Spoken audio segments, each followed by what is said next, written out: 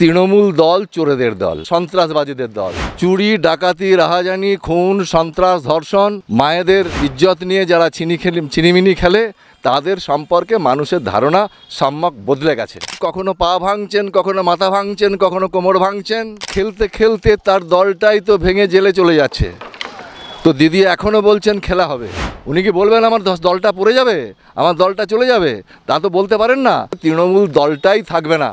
গণতান্ত্রিক পরিবেশ আর পশ্চিমবাংলাতে তো নেই, বোলপুরেও বীরভূম জেলাতেও সেই একই অবস্থা আছে। প্রধানমন্ত্রী যে এসছেন, রাজ্য সভাপতি সুকান্ত দা এসছেন, মিঠুন চক্রবর্তী এসছেন, প্রচার তুঙ্গে আছে। বোলপুর এবং বীরভূমের মানুষ আতঙ্ক এবং সন্ত্রাস থেকে মুক্তি চায়। অসহায় নিপীড়িত মানুষ পরিবর্তনের পক্ষে। বীরভূমে দিলীপ ঘোষ না, বর্ধমান দুর্গাপুরের বিজেপি প্রার্থী দিলীপ ঘোষের কথা বলছি না, তিনি ওই লোকসভা কেন্দ্রে প্রচারে ব্যস্ত। আমরা বলছি বীরভূমের দিলীপ ঘোষের কথা। চলুন সরাসরি শুনে নিই তার কাছ থেকেই। দাদা, ভোট প্রচার কেমন চলছে এখানে? ভালোই চলছে। ভোট প্রচারে সব রকমের যা করণীয়, প্রধানমন্ত্রী যে এসছেন, রাজ্য সভাপতি সুকান্ত দা এসছেন, মিঠুন চক্রবর্তী এসছেন, প্রচার তুঙ্গে আছে। কি মনে হচ্ছে এই বীরভূমের দুটি লোকসভা কেন্দ্র বিজেপি কেমন ফল করবে? দুটোই জিতবে, দুটো সিটই জেতা সিট। যেভাবে পঞ্চায়েত, পৌরসভাতে মানুষ ভোট দিতে পায়নি, গণতান্ত্রিক পরিবেশ আর পশ্চিমবাংলাতে তো নেই, বোলপুরেও বীরভূম জেলাতেও সেই একই অবস্থা আছে। স্বাভাবিক কারণেই মানুষ আতঙ্কিত আছে। আর আতঙ্কিত মানুষ, সন্ত্রস্ত মানুষ আতঙ্ক এবং সন্ত্রাস থেকে মুক্তি পেতে চাইছে। বাংলার মানুষ তথা বোলপুর এবং বীরভূমের মানুষ আতঙ্ক এবং সন্ত্রাস থেকে মুক্তি চায়। উন্নয়নের কথা বাদই দিলাম, মানুষের গণতান্ত্রিক অধিকার কেড়ে নিয়ে যেভাবে গায়ের জোরে ক্ষমতায় পশ্চিমবাংলায় আছে তৃণমূল, তার থেকে মানুষ মুক্তি চায়। একসময় সিপিএমের অত্যাচার থেকে মুক্তি পেতে মানুষ তৃণমূলকে নিয়ে এসেছিল, কিন্তু বর্তমান তৃণমূল সেই সিপিএমের রাস্তাতেই চলেছে, বামপন্থীদের রাস্তাতেই চলেছে, সন্ত্রাস কায়েম করে ক্ষমতায় টিকে থাকতে চাইছে। আর মানুষ তাদেরকে বুঝে নিয়েছে। তারা সন্ত্রাস, রাহাজানি, যত রকমের অপকর্ম, দুষ্কর্ম, করাপশনে লিপ্ত হয়ে ক্ষমতাকে কুক্ষিগত করে রাখতে চায়। বাংলা যেন, পশ্চিমবাংলা যেন ভারতবর্ষের বাইরের একটি রাজ্য, এমন ভাবনা নিয়ে তারা পশ্চিমবাংলায় রাজত্ব করছে। এবং সেই তার থেকে বাংলার মানুষ, রাষ্ট্রবাদী মানুষ, সাধারণ মানুষ, অসহায় নিপীড়িত মানুষ পরিবর্তনের পক্ষে।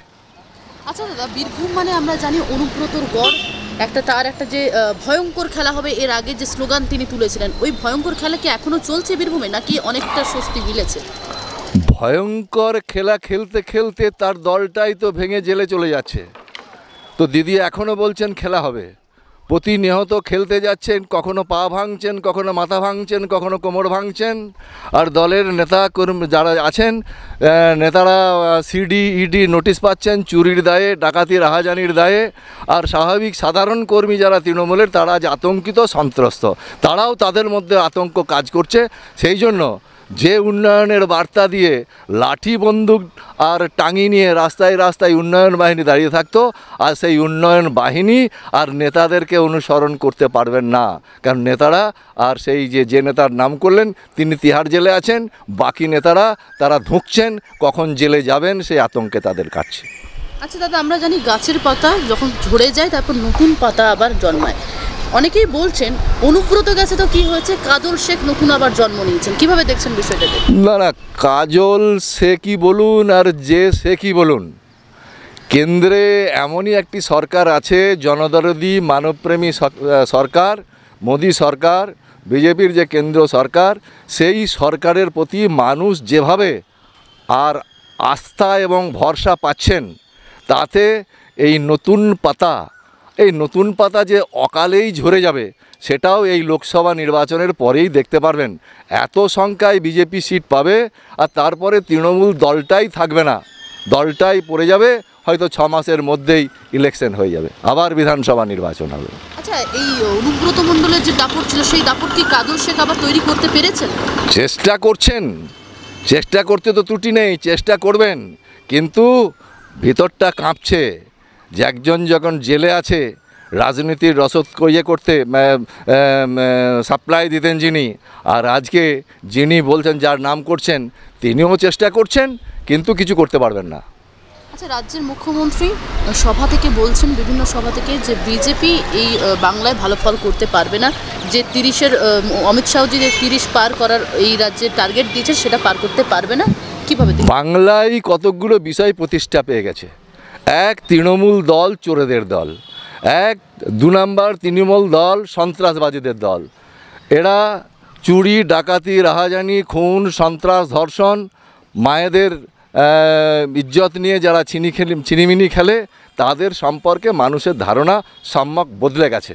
সেই জন্য আর ওই ধরনের কথাবার্তা মমতা ব্যানার্জি বলবেন উনি, ওনার কথা ওনাকে বলতে, উনি কি বলবেন আমি হেরে যাব? উনি কি বলবেন আমার দলটা পড়ে যাবে, আমার দলটা চলে যাবে? তা তো বলতে পারেন না।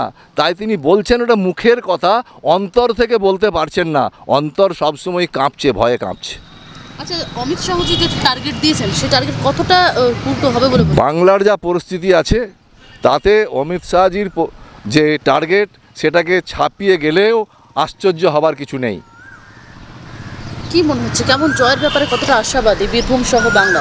দেখুন, যে নিরিখে ভোট হওয়ার কথা সেই নিরিখে যদি ভোট হয়, আর মানুষ এবারে ভোট দেবে, কোমর বেঁধে আছে মানুষ, আর তাহলে আমূল পরিবর্তন হবে।